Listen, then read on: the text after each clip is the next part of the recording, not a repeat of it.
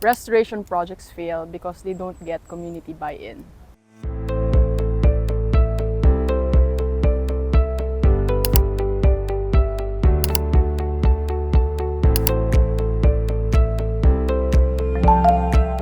You have to be on the ground, working with communities directly, validating the science in the field, and ensuring the project economics make sense in order for the project to be viable. And that's exactly what WOVOKA does. We work with communities to assess their land for nature finance opportunities. I think the most critical, but also the most difficult part of starting any project is gaining trust of the community. This is what you need for any long-term partnership to work. If local landowners, indigenous groups, and farmers don't trust the process, the project won't last.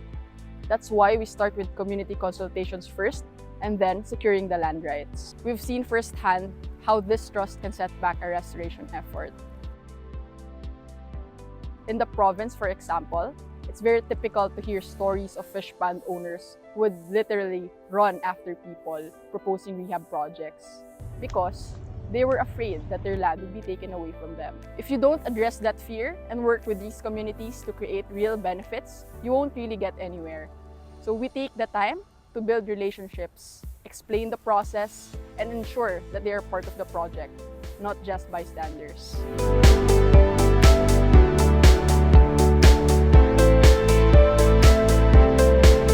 And so, by doing that, in WOVOKA's experience, the people's organizations and indigenous people groups that we talk to and eventually become partners, become personally invested in the project that we are building. We go through every stage of the project, both the high and low. WOVOKA's projects succeed because we see local communities as active partners and not as risks that we need to overcome.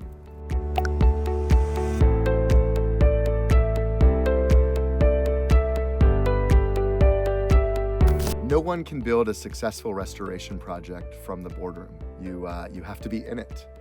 And when WOVOKA was just starting, I wanted our first hires to be scientists, deep in the analysis needed for this kind of work, as well as many years of fieldwork experience to actually have the tangible experience in nature doing this kind of work. And so that's exactly what we did. We hired some of the top scientists in the country.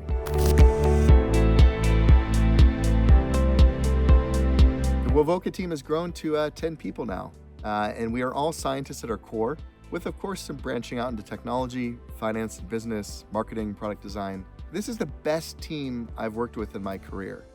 And I've spent over a decade in Silicon Valley at the top management consulting firm in the world, some of the best investors in climate tech, and some of the Fortune 500s that are really taking decarbonization and sustainability seriously.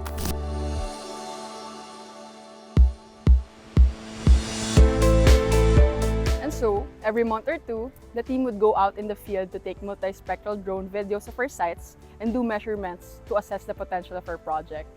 So this work requires hiking challenging terrains and setting camp in remote areas for multiple nights and days.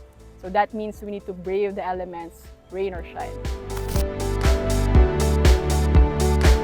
It's because of our on-the-ground approach, tied with remote sensing, that we're able to bring more accurate models on our projects and then know we're taking a conservative assumption. And as a result, we can bring better projects to market faster with stronger outcomes for investors because we have taken a stage-gated decision process.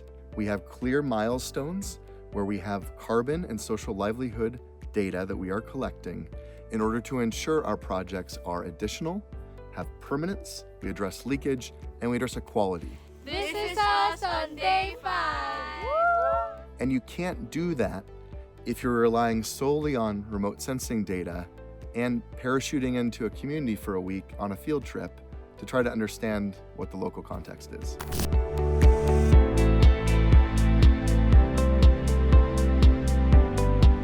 While our team conducts detailed field measurements from across our sites, we partner with leading MRV companies in order to assess, track, and model ecosystem change at the landscape level. High-resolution remote sensing imagery combined with our fieldwork gives unparalleled levels of accuracy and third-party assurance that we are truly measuring climate impact.